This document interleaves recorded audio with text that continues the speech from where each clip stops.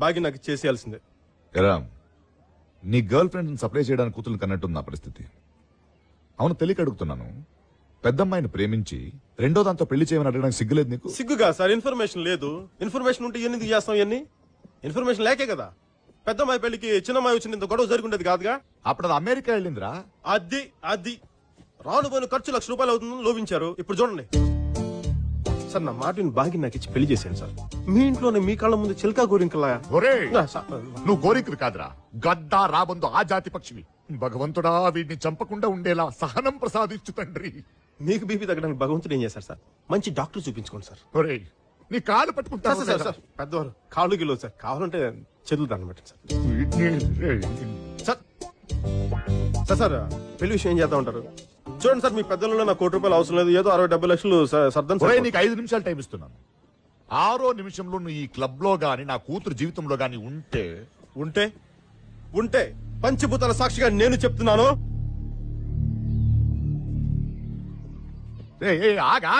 ఏంటా పంచభూతాలు? అదా ఏదో చెప్దాం అనిపించింది. పంచభూతాలు చిన్న ఛాలెంజ్ చేద్దాం అనిపించింది. మరి రొటీన్ ఉంటుందని చెప్పి వస్తానంకు.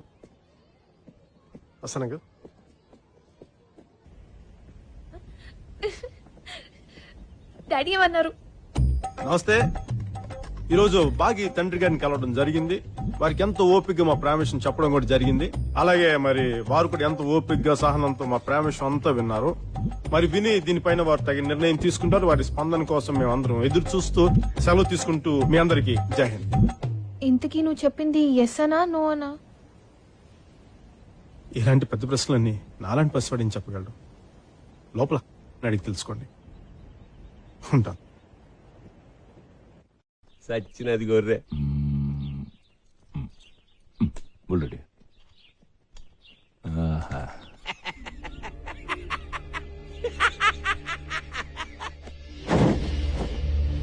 క్యాంటీన్ దగ్గరికి వెళ్దాం పోనే.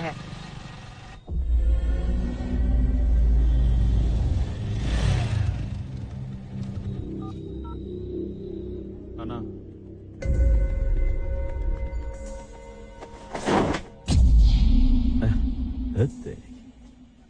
చల్ గాడి లేక. ఓ కష్టపడి చేయబాక, ఎలా ఉన్నా పర్లేదు. తినేది నేను కాదు, ఈడు. ఎరా, నీకు మాత్రం బెస్ట్ క్వాలిటీ కావాలా? ఏంట్రా, హెల్త్ కి బాగుంటది. పెట్టు పెట్టు పెట్టు. కుమ్ము. సార్ చాయ్ నా బెసాలే. ఏమయ్యా, టీ బాగాలేకపోతే ఇంకోటి ఆర్డర్ ఇవ్వయా? రుబాబ్ చేస్తావేటి?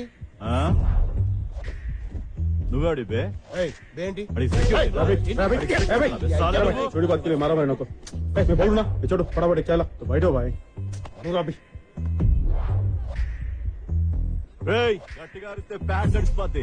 ఎందుకు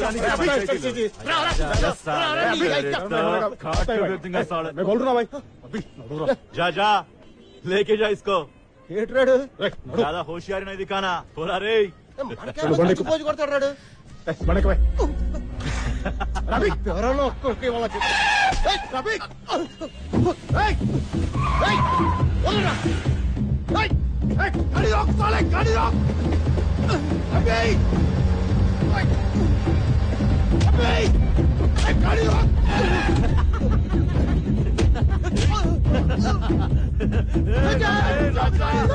తలకాయ పుస్తకాలు పోతుంది.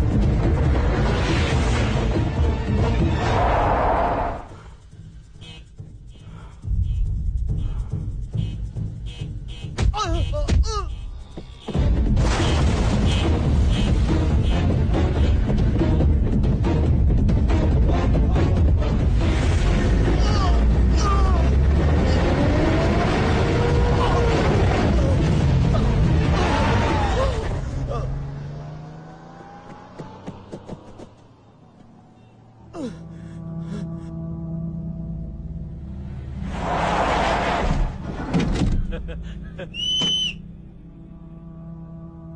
धोनी मार चक्का।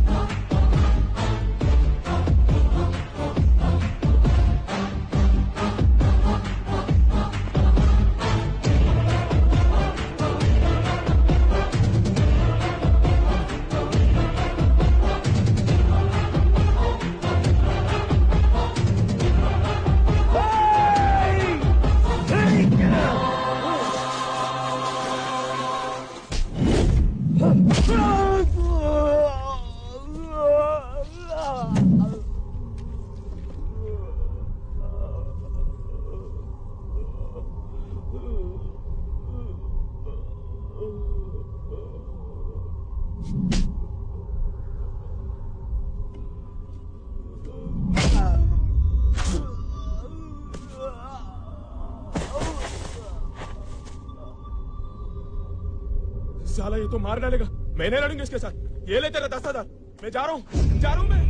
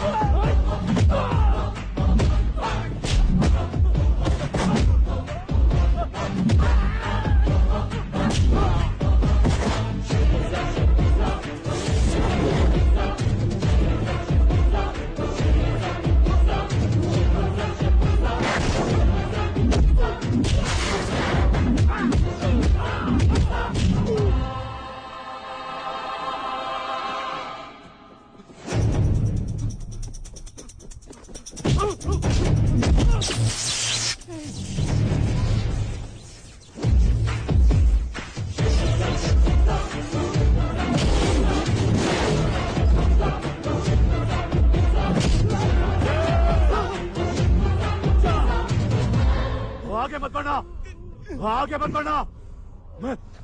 मैं मार दूंगा इसको।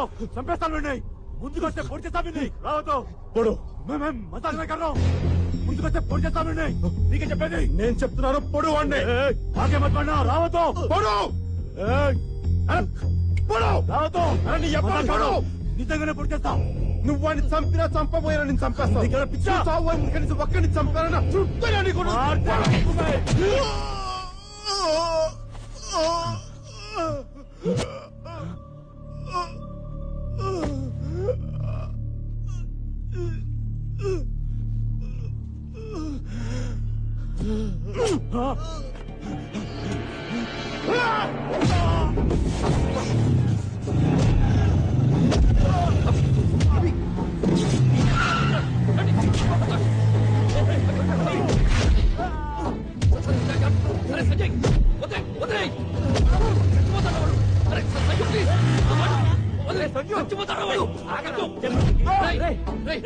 వాడు చచ్చిపోతే వాడి మనుషులు గుర్తుపెట్టుకుని మరీ చంపుతారా? నీకేంట్రా తాడు పక్కన లేని వాడివి ఎలాగైనా బతుకుతావు? కానీ మేము ఇక్కడే బతకరా? మా కష్టాలు నీకేం తెలుసా? కష్టాలా? ఏం తెలుసు? కష్టాలా ఏంటా అవి కష్టాలరా? ఖరీదైన బైకులో తిరుగుతూ ఏసీ రూమ్ లో ఉంటూ వేల రూపాయలు గుడ్డలు డిజైనర్ గుడ్లు వేసుకుని తిరుగుతూ రోజుకి 1000 రూపాయలు ఖర్చు పెట్టే నీకు కష్టాల గురించి మాట్లాడే హక్కు లేదు. కష్టాలు ఎలా ఉంటాయి, నిజ జీవితంలో కష్టాలు ఎలా ఉంటాయి నేను చెప్తాను, నువ్వు విను. ఈ రోజు నువ్వు స్కూల్కి వెళ్ళాలంటే 4 కిలోమీటర్లు, 4 కిలోమీటర్లు, రోజుకి 8 కిలోమీటర్లు నడవాలన్న సంగతి నీకు తెలుసా? నాకు తెలుసు. అన్నం అంటే జొన్నన్నం తినాలని, వరన్నం 6 నెలలకి వండుకుంటారని, పరమాన్నం వండినప్పుడే పండుగ అంటారన్న విషయం నీకు తెలుసా? నాకు తెలుసు. ఆడుకోవాల్సిన పశు వయసులో సరైన వైద్యం అందుక బిడ్డలు చనిపోతారన్న విషయం నీకు తెలుసా? ఆకలేసి నేల వైపు, దాహం వేస్తే ఆకాశం వైపు చూసే మనుషులు ఇంకా బతుకున్నారు ఈ సమాజంలో. నువ్వు బతుకున్న ఈ సమాజం ఉన్నారని ఇంకా తెలుసా నీకు? తండ్రి చనిపోయిన 6 గంటలకి, తండ్రి చనిపోయిన 6 గంటలకి తల్లి చనిపోతే ఆ బాధ ఎలా ఉంటుందో ఎప్పుడైనా అనుభవించావా? నేను అనుభవించాను.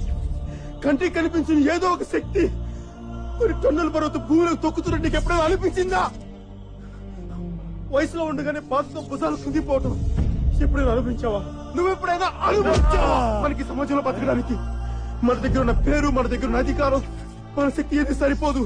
ఈ జనం మధ్య బతకలే దూరంగా పారిపోవాలి నీకు ఎప్పుడైనా అనిపించిందా?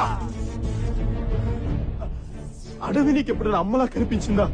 తుపాకీ పట్టుకుంటే ధైర్యంగా ఉంటుంది నీకు ఎప్పుడైనా అనిపించిందా? బతకాలంటే ఇంకొకరిని చంపడం తప్ప మనం బతకలేమనిపించిందా? నాకు అనిపించింది. తుపాకీ పట్టాను, అడవిలోకి వెళ్ళాను, నక్సలైట్ అయ్యాను.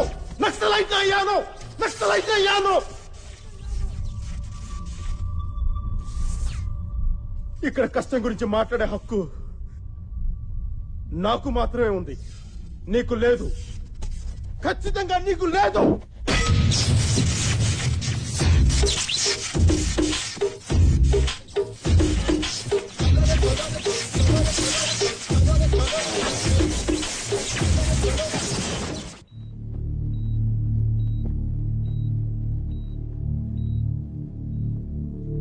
నేను చెప్తాను.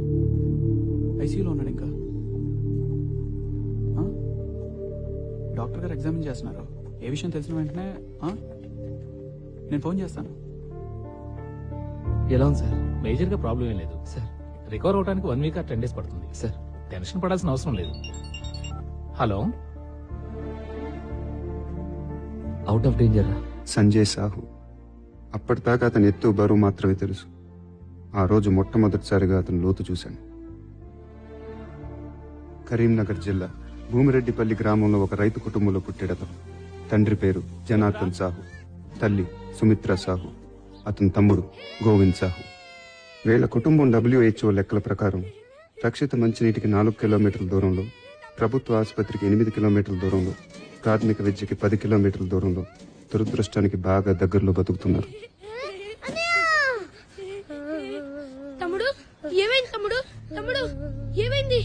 ఏ cyanotic congenital heart disease with ventricle septal defect. ఏం లేదు, గుండెల్లో చిల్లు. హైదరాబాద్ తీసుకెళ్ళాలి, కొన్ని టెస్ట్లు అవి చేయించాలి. బాగా అవుతుంది మరి. 5 అబ్బే 5 లక్షలు అవసరం లేదు, 1,00,000 అయితే సరిపోతుంది. ఎక్కువ టైం లేదు, అది ప్రాబ్లం. ఎన్ని దినాలు చేయించాలి? మాక్సిమం 1 నెల అంతే. ఏమన్నారు?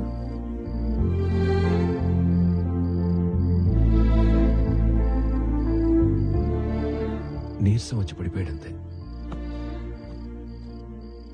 ఈ అరుగు తాగితే తగ్గిపోతున్నారు.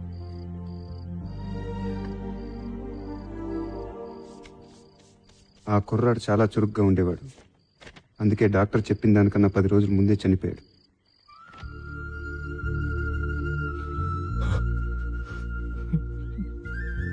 సంజయ్ సాహు 8 ఏళ్ల వయసులో మొదటిసారిగా శ్మశానం చూశాడు. ఆ తర్వాత చాలా రోజుల పాటు అతను పరిగెత్తలేదు. కొన్నేళ్ల తర్వాత జనార్దన్ సాహు పంటకి పురుగు పట్టిందని ఇల్లు పొలం తాకట్టు పెట్టి మరీ పురుగుల మందు కొని వాడాడు. పనిచేయలేదు. అతను కోపం వచ్చింది. ఆ మందు తనే తాగాడు. పనిచేసింది.